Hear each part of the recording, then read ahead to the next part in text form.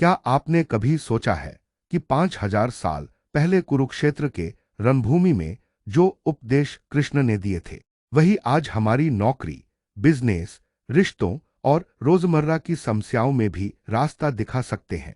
कृष्ण का परामर्श यानी कृष्णस काउंसल एक ऐसा खजाना है जो हमें स्ट्रेटेजिक थिंकिंग यानी रणनीतिक सोच सिखाता है। दृश्य स्थापना। कुरुक्षेत्र का युद्ध शुरू होने ही वाला था। अर्जुन के सामने सबसे बड़ी चुनौती थी अपने ही लोगों से लड़ना। उसकी सोच रुक गई, मन उलझ गया।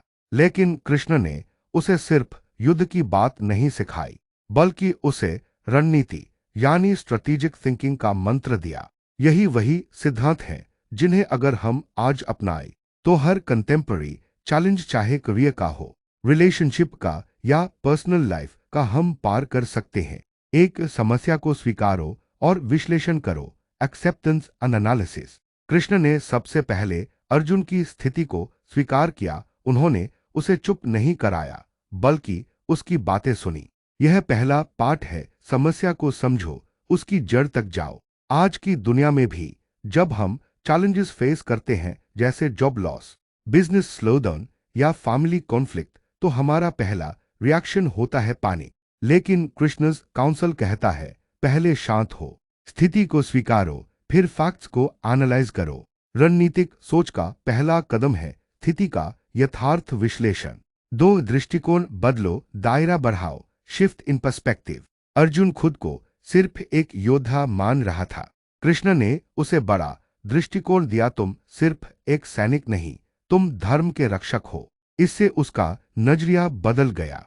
आज की जिंदगी में भी जब हम किसी प्रॉब्लम को केवल पर्सनल नजरिए से देखते हैं तो वह भारी लगती है। लेकिन जब हम बिगर पिक्चर देखते हैं, जैसे कि जॉब सिर्फ पैसा कमाने का साधन नहीं, बल्कि स्किल्स सीखने और परिवार को सपोर्ट करने का जरिया है, तब हमारी सोच बदल जाती है।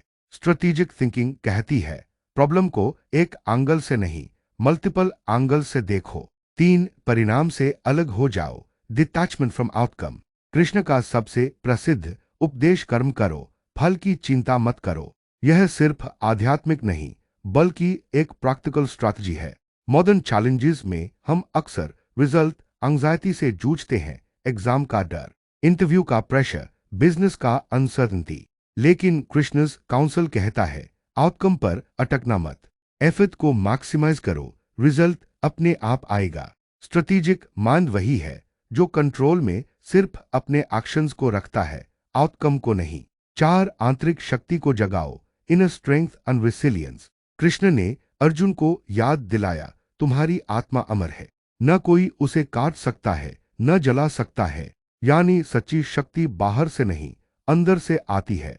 आज के युग में रेसिलियंस यानी मजबूत मानसिकता सबसे बड़ी ताकत है। जॉब बदल सकती है, इकोनॉमी गिर सकती है, लोग तुम्हारा साथ छोड़ सकते हैं, लेकिन अगर तुम्हारे भीतर आत्मबल है तो कोई ऑब्स्टिकल तुम्हें रोक नहीं सकता। स्ट्रेटेजिक थिंकर हमेशा अपनी इनर स्ट्रेंथ से जुड़ा रहता है। 5 स्पष्टता और निर्णायक कदम, clarity and decisive action. Krishna ने अंत में अर्जुन से कहा, उठो, अपना धनुष उठाओ और युद्ध करो। यह अंतिम और सबसे महत्वपूर्ण पाठ है। नॉलेज, एनालिसिस, प्लानिंग सब बेकार है अगर एक्शन नहीं हुआ।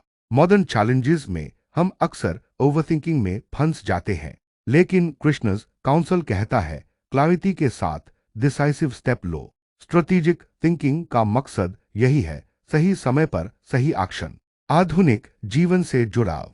सोचिए, एक प्रोफेशनल जो करियर में अटका है, उसे यह स्ट्रैटेजी सिखाती है कि फैक्ट्स एनालाइज करो, बिगर पिक्चर देखो और रिजल्ट की चिंता छोड़कर मेहनत करो।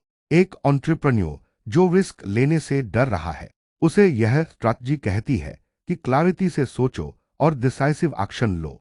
एक व्यक्ति जो पर्सनल स्ट्रगल में है, उसे यह स्ट्रैटेजी याद दिलाती है कि असली शक्ति अंदर है।